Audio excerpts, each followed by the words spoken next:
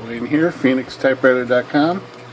Got this Remington #1 portable on the bench, and a customer brought it in because it incurred some shipping damage. This is a special machine. Check out the typeface on this. Huge typefaces. Pretty neat, but it's got a couple problems. I've resolved a few of these already. One of them was the line lock was engaged all the time. Turned out to be this part in the back here got bent, so this back panel got bent right there.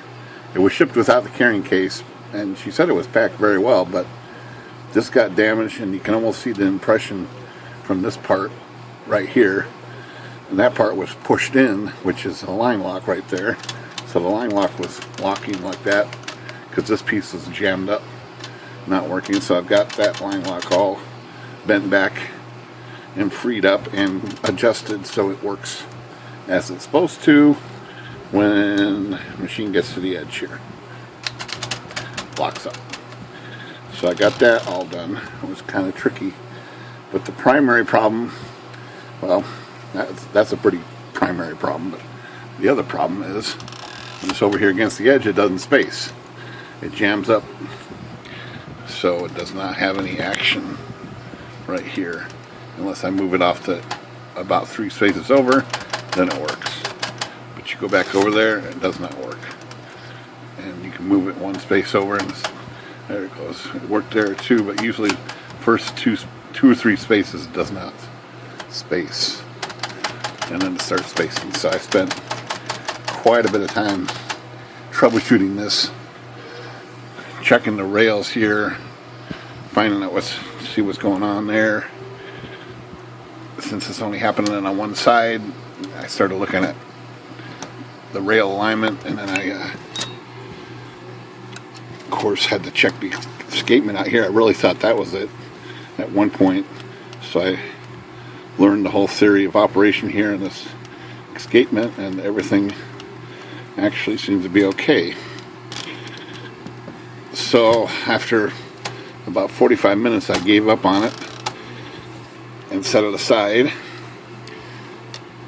After just tons of trial and error trying to figure out what's going on, I finally re-looked at it and determined that the margin rack, or the escapement rack, is all part of this lever right here. That lever connects down to an assembly in the bottom, goes all the way across to the other lever, and it's got those huge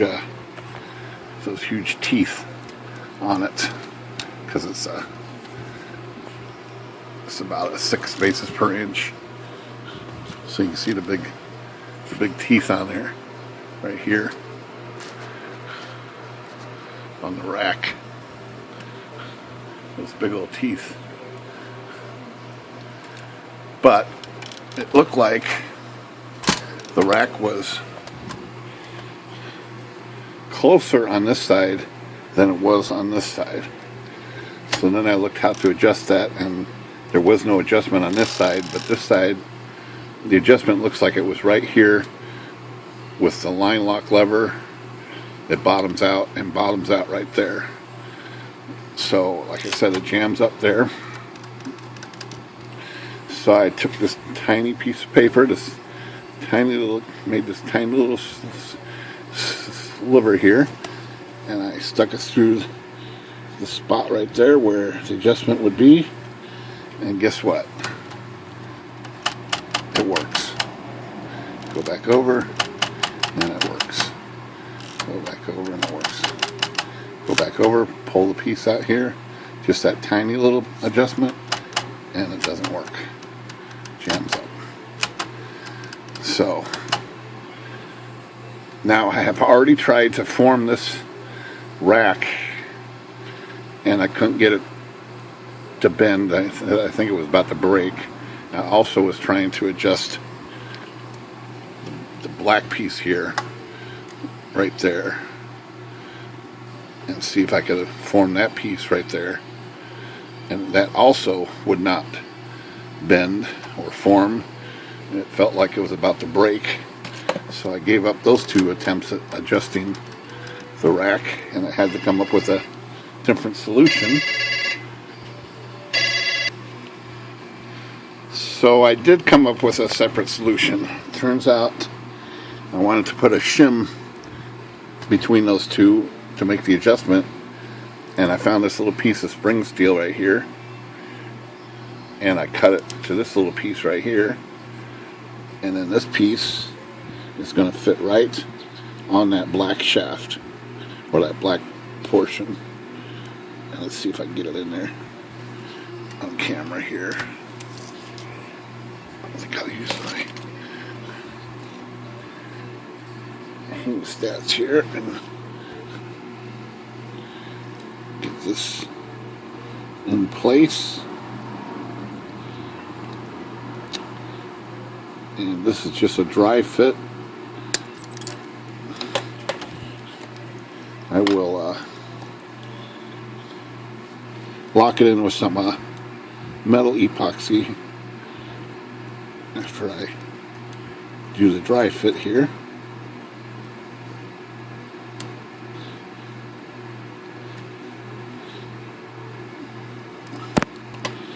There it goes. Okay, so I got that in position, and let's try it.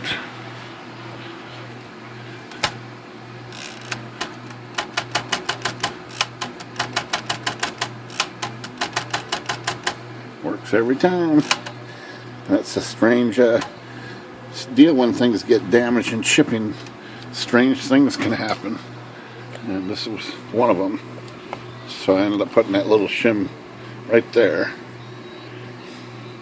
right part of that black part, which brings this up forward, and that's just enough to keep it from binding up the escapement right there, or the escapement rack. So yeah, I'll put a drop of metal epoxy on that and put it in position that would lock it in place. And that's it. The only other thing that's wrong with this is somebody reworked the feed rollers on here, replaced these feed rollers. You can tell because they're modern and they're not cut straight. You can see the edges aren't even on these. But there's a secondary problem, and that is, and I'm not sure how to fix this yet. If you look carefully, so these feed rollers rock on these pivots right here. Let the paper release like that. So they rock on that pivot right there. Well, this, and that's riveted in there, that one. This one here is broken. There's no, the stud is, rivet is broken out, so this side is flopping free. This side is stationary. So now I got to deal with that broken. I'm not sure how to fix that, but that's for another video, I guess. Alright, that's the trials and tribulations with this particular machine, and hopefully we can get this up and typing again, because it's got a pretty neat typeface on it, so the paper doesn't feed through here very evenly. But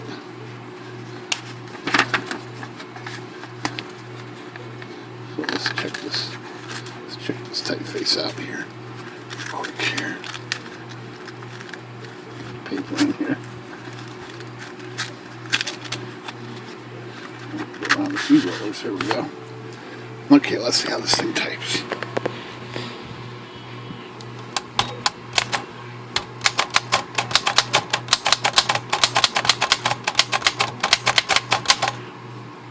That's some big type.